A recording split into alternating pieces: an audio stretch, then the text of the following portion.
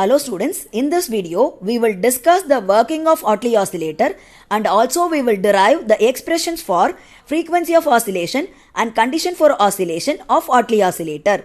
Hartley oscillator is a type of LC oscillator which produces sine wave in the range of radio frequencies. So it is called as high frequency oscillator or radio frequency oscillator. As we discussed in the previous video, a LC oscillator which uses two inductors and one capacitor in its feedback network, it is called as Hartley oscillator.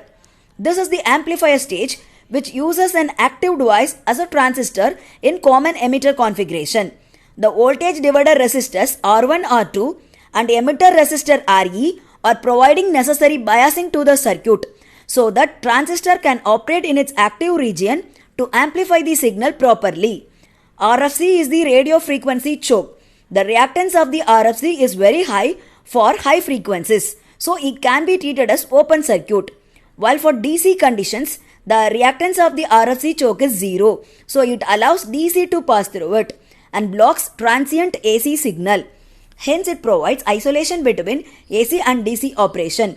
CE is the emitter bypass capacitor which avoids the negative feedback given to the circuit.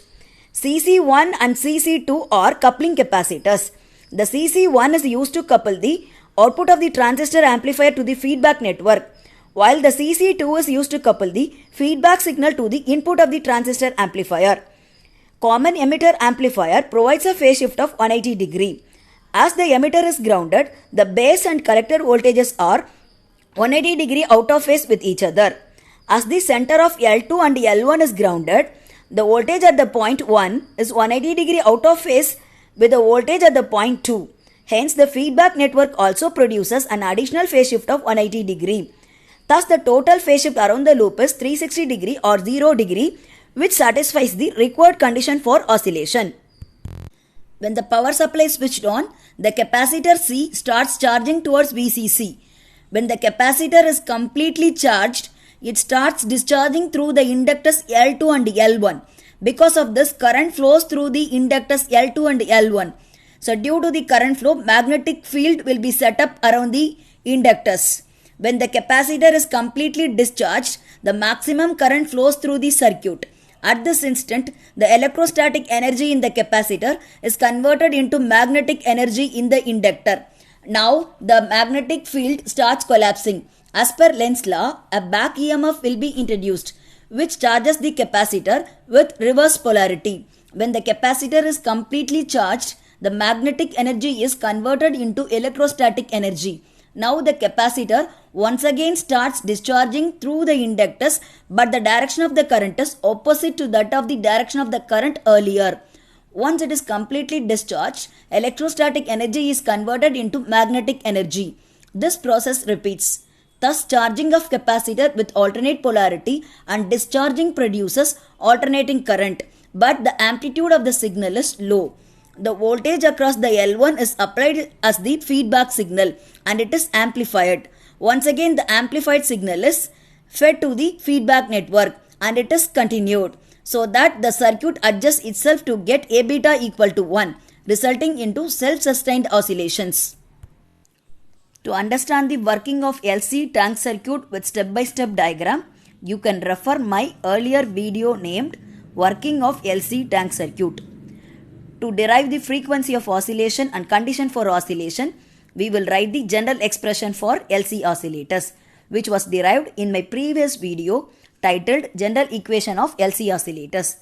We know in Hartley oscillator, Z1, Z2 are inductors and Z3 is a capacitor.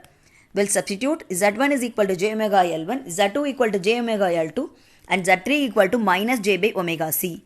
Here Z1 is replaced by j omega L1, Z2 is replaced by j omega L2. In the second term, Z3 is replaced by minus j by omega C, Z1 is replaced by j omega L1 plus Z1 Z2 is replaced by j omega L1 j omega L2 plus HIE into Z1 Z2 Z3 are substituted here. J into J is minus 1.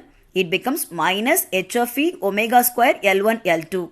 Here J into J is minus 1. Minus into minus is plus. Omega is getting cancelled. So it becomes L1 by C. Here in the third term, j into j is minus 1. It becomes minus omega square L1 L2. Here in the fourth term, we will take j omega commonly out. So it becomes HIE j omega into L1 plus L2 minus 1 by omega square c equal to 0.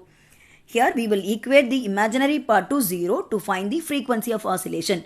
The imaginary part is HIE omega into L1 plus L2 minus 1 by omega square c equal to 0. We will write now L1 plus L2 is equal to 1 by omega square c. We'll bring omega square to other side. It becomes omega square is equal to 1 divided by L1 plus L2 into c. We'll find out omega. So we'll have to take the square root of it. Now we will replace omega by 2 pi f and find f, which is equal to 1 by 2 pi square root of L1 plus L2 into c. F is equal to 1 by 2 pi square root of L equivalent into c, where L equivalent is L1 plus L2. This is the frequency of oscillation of Hartley oscillator. Now we will equate the real part to 0 to find the condition for oscillation. This is the real part of the general expression which we made equal to 0. Here the first term and the last term are brought to the other side, so sign becomes positive. Now let us take omega square L1 L2 commonly out between the first term and the second term. So it becomes omega square L1 L2 into 1 plus h of e equal to L1 by c. Now we'll substitute omega square which was found in the previous slide. Omega square is replaced by 1 by L1 plus L2 into c. The remaining terms are written as they are. After simplification, it becomes L2 into 1 plus h of e divided by L1 plus L2 equal to 1. We'll do cross multiplication. It becomes L2 into 1 plus h of e equal to L1 plus L2. We'll divide this expression by L2. So it becomes 1 plus h of e equal to L1 by L2 plus L2 by L2 is 1. We'll cancel the 1 on both sides. Now h of e becomes L1 by L2. This is the value of h of e required to satisfy the condition for oscillation.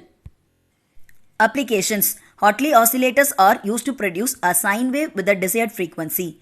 They are used in general purpose applications like signal generators. They are also used as a local oscillator in radio receivers. They are suitable for oscillations in radio frequency range up to 30 MHz. Advantages. They are easy to tune.